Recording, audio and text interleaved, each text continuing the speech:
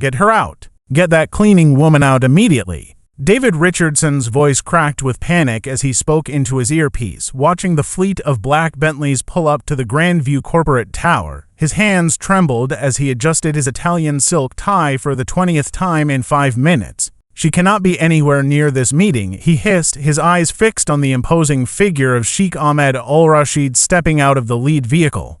The oil billionaire's presence commanded attention even from 50 floors above. The marble lobby of Grandview Corporate Tower gleamed under crystal chandeliers, each surface polished to perfection for this moment. Richardson, CEO of Grandview International, had spent 3 months preparing for this meeting. Sheikh Al-Rashid's investment group controlled over $50 billion in global assets, and they were considering Grandview for their first major American tech acquisition. "Welcome to Grandview, Your Excellency," Richardson said with a deep bow as the Sheikh entered the lobby, flanked by 6 men in pristine white robes and dark suits. Sheikh Al-Rashid nodded politely but immediately began speaking in rapid Arabic to his advisors. The melodic language filled the spacious lobby as Richardson's smile froze on his face. His stomach dropped as he realized the Sheikh was asking detailed questions about the building's architecture and security features. Richardson fumbled for his phone, desperately opening his translation app. The robotic voice that emerged butchered the pronunciation so badly that one of the Sheikh's advisors actually winced. "I apologize, Your Excellency," Richardson stammered, sweat beginning to bead on his forehead despite the air conditioning. "I was told your team spoke English." The Sheikh's personal translator, a stern man named Mr. Khalil, stepped forward. "His Excellency prefers to conduct preliminary discussions in Arabic. He finds it allows for more authentic communication." Richardson nodded frantically, though inside he was screaming. His entire presentation was in English. His team spoke only English. This was a disaster waiting to happen. As they moved toward the executive elevator, Richardson caught sight of a Latina woman in a gray janitor uniform emptying trash bins near the lobby's edge. Without thinking, he gestured sharply at security. "Make sure all cleaning staff are cleared from the executive floors immediately," he whispered urgently. But Richardson had no idea that the woman he'd just dismissed held a PhD in Middle Eastern Studies from Georgetown University, spoke 5 languages fluently, and was about to change everything. The emergency board meeting had been called at 6 a.m. sharp. Richardson paced the mahogany-paneled conference room like a caged tiger, addressing his top executives. "Sheikh Ahmed Al-Rashid arrives at precisely 2 p.m., he announced, his voice carrying the weight of desperation. "His investment group is worth more than the GDP of some countries. One mistake, and we lose the biggest acquisition opportunity in Grandview's history." The CFO raised his hand tentatively. "Sir, about the language barrier, didn't you arrange for a translator?" Richardson waved dismissively. "Their advanced team assured me the Sheikh's people speak perfect English. Besides, we've got the latest AI translation software loaded on all devices." He tapped his smartphone confidently, military-grade accuracy. What Richardson didn't know was that Sheikh Al-Rashid was famous in business circles for his linguistic tests. He would often switch to Arabic during crucial negotiations to gauge a company's cultural preparedness and respect for Middle Eastern business customs. The marketing director looked nervous. "Sir, what if there are cultural protocols we're missing? Middle Eastern business practices are very specific about." "Relax," Richardson cut her off. "I've read 3 articles about Arab business culture. We'll be fine." His arrogance was breathtaking, matched only by his ignorance. As the meeting dispersed, Richardson pulled aside Janet, the building's facilities manager.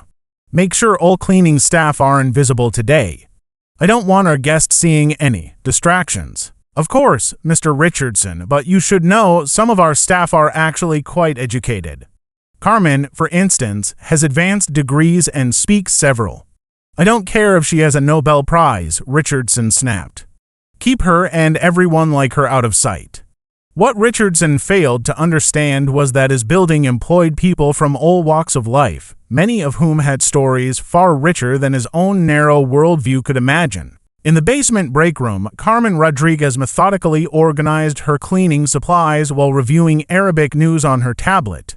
At 34, she had been working as a janitor at Grandview for 2 years not by choice but by necessity. Born in El Salvador, Carmen had won a full scholarship to study at the American University of Beirut, where she spent 6 years mastering Arabic, Islamic studies, and Middle Eastern politics.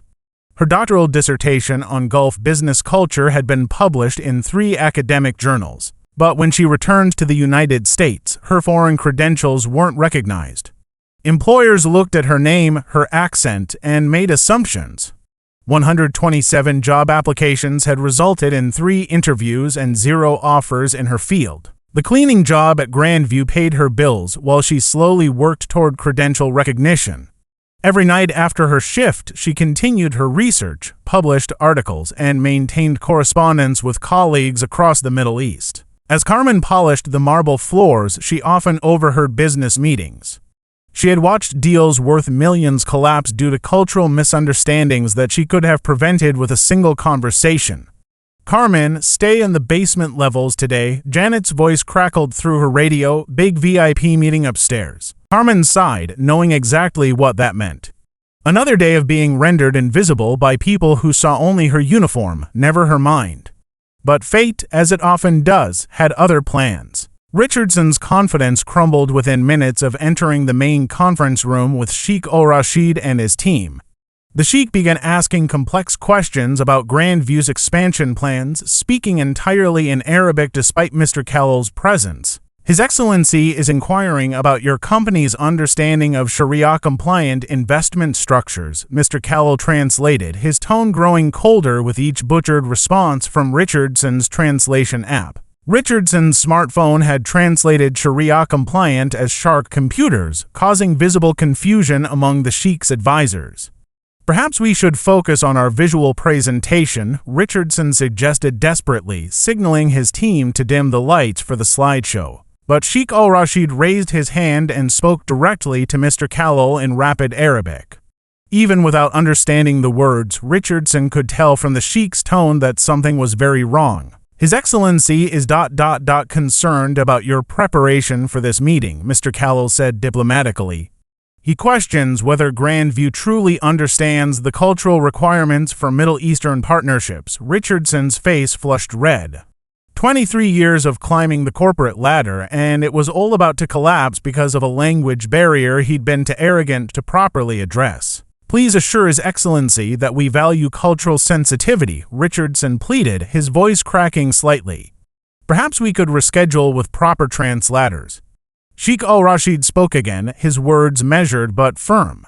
"His Excellency says that a company unprepared for basic communication may not be ready for a $2.3 billion partnership," Mr. Callow translated. The number hit Richardson like a physical blow. $2.3 billion. The largest deal in Grandview's history, slipping away because of his own prejudice and poor planning. In desperation, Richardson pressed the emergency button under the conference table, summoning every available executive to the room. As Richardson's team scrambled to find anyone who spoke even basic Arabic, Carmen was on the executive floor, having been called to empty the trash bins in the adjacent office. Through the glass walls of the conference room, she could see the mounting disaster. She watched Richardson's face grow redder with each failed attempt at communication. She saw Sheikh Al-Rashid checking his platinum watch, preparing to leave. She recognized the exact moment when cultural misunderstanding became business catastrophe. Carmen had lived this moment before, standing on the outside of important conversations, watching her expertise go unrecognized while less qualified people struggled with problems she could solve effortlessly. The Sheikh stood up, clearly preparing to end the meeting. Richardson looked around desperately at his team, all of whom stared back helplessly. His career was ending before his eyes. That's when Carmen made her decision.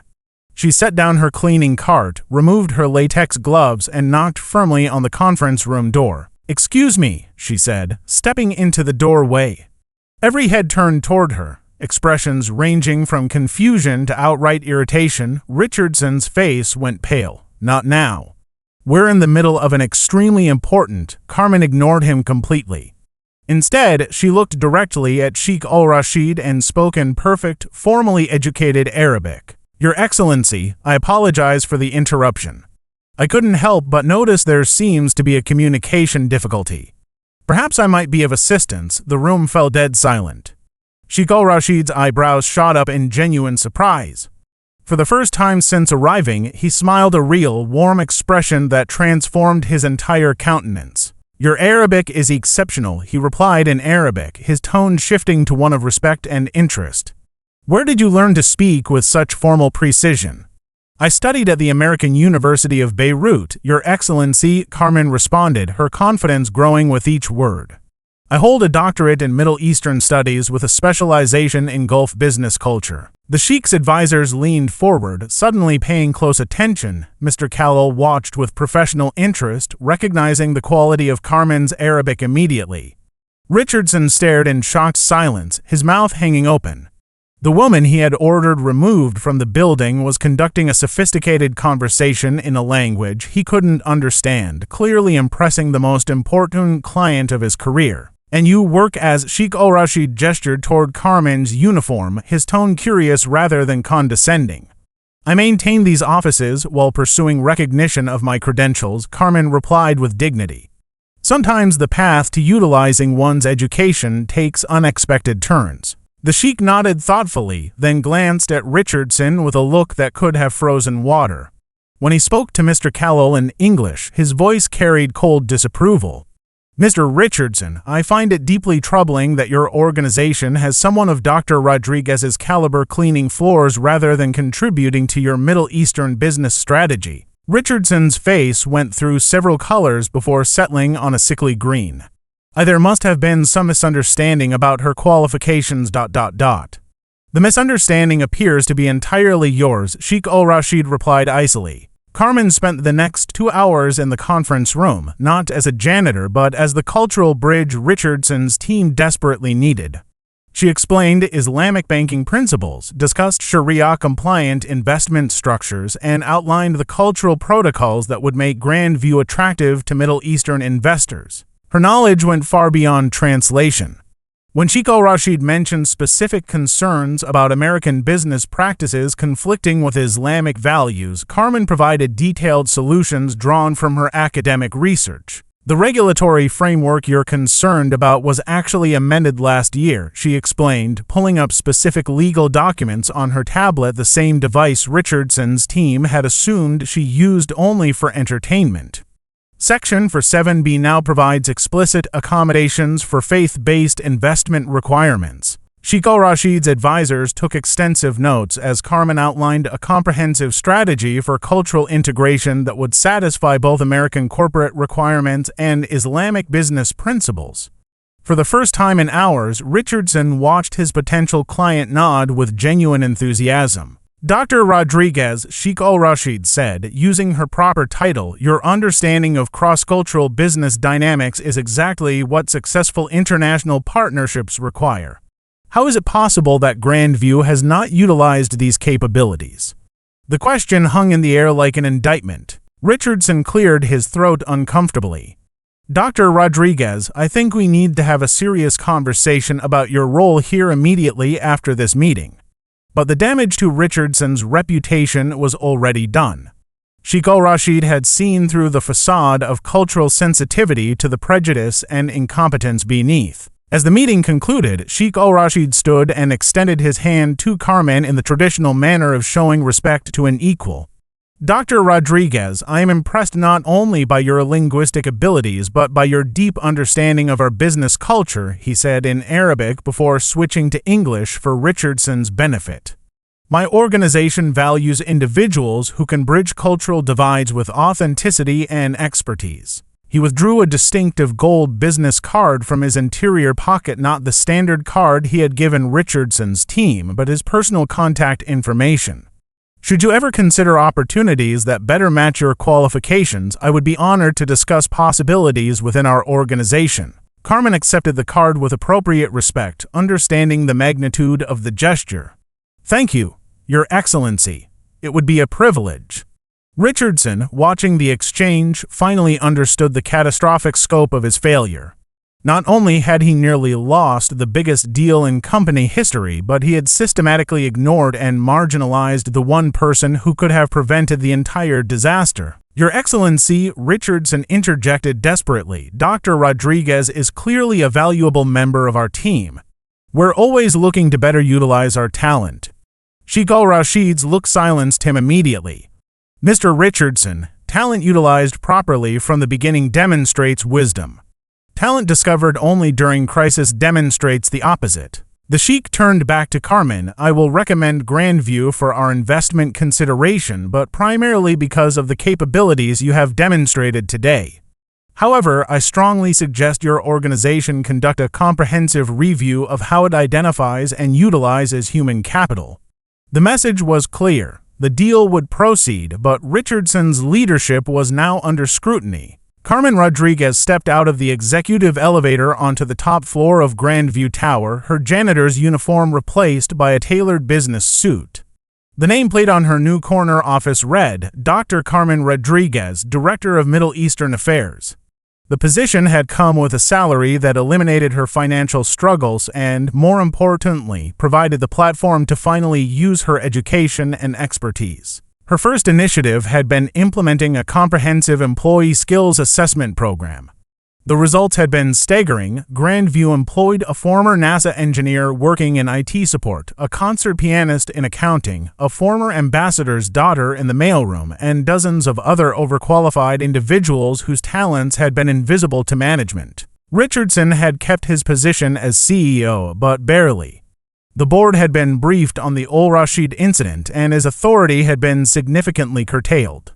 A new VP of Human Resources had been hired specifically to prevent future talent oversights. As Carmen reviewed proposals for the company's expansion into Middle Eastern markets, a project that had grown from Sheikh Al-Rashid's initial investment into a $500 million initiative, she reflected on the power of being truly seen. Her office walls now displayed her diplomas alongside photographs from her years in Beirut and awards from her published research.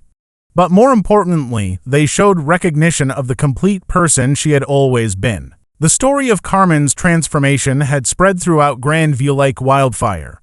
Employees who had hidden their qualifications for fear of being seen as overqualified began sharing their stories. The company instituted monthly talent discovery sessions where employees could present skills and experience beyond their job descriptions. 3 more people had been promoted to positions that actually matched their abilities. But perhaps the most significant change was cultural. The assumption that someone's current job defined their complete capabilities had been shattered. Managers began having real conversations with their teams, discovering hidden depths in people they had worked alongside for years. Carmen often thought about the moment she had knocked on that conference room door. The decision to become visible rather than remain safely invisible. The choice to claim her expertise rather than accept others' limitations on her identity. Richardson, in his mandatory sensitivity training sessions, had been forced to confront an uncomfortable reality. His biases hadn't just been about language or culture. They'd been about whose intelligence he was willing to recognize, whose expertise he was prepared to acknowledge, and whose potential he was capable of seeing. The Sheikh's investment had been successful beyond all projections, leading to additional opportunities throughout the Middle East. Grandview's stock price had tripled. The company had won awards for inclusive workplace practices and international business excellence. But the real victory wasn't financial. It was the recognition that every person contains multitudes of experiences, knowledge, capabilities, and dreams that extend far beyond the narrow roles society assigns them. Carmen's story had become a legend within the company, told and retold as a reminder that brilliance often exists in unexpected places, waiting for the right moment to emerge from the shadows. As Carmen prepared for another high-level meeting, this one with potential investors from Japan, a conversation she would conduct in fluent Japanese, she paused at her office window overlooking the city. Somewhere down there were countless other Carmens, brilliant minds working jobs that didn't reflect their education. Talented individuals whose capabilities remained hidden behind others' assumptions, extraordinary people rendered invisible by society's limited imagination. The difference between recognition and invisibility often came down to a single moment, one person willing to see beyond the surface, one opportunity to demonstrate hidden talents, one choice to step forward rather than remain in the shadows. Carmen's transformation hadn't just changed her life. It had changed an entire organization's understanding of human potential. And perhaps that was the most important business lesson of all. The greatest competitive advantage any company could have wasn't technology or capital or market position. It was the wisdom to recognize and unleash the full talents of every person already in their building.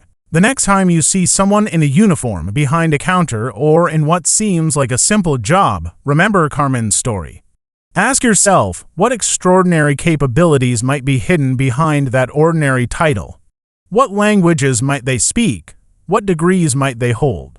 What dreams might they be pursuing? Because everyone deserves to be seen for who they really are, not just what they appear to be.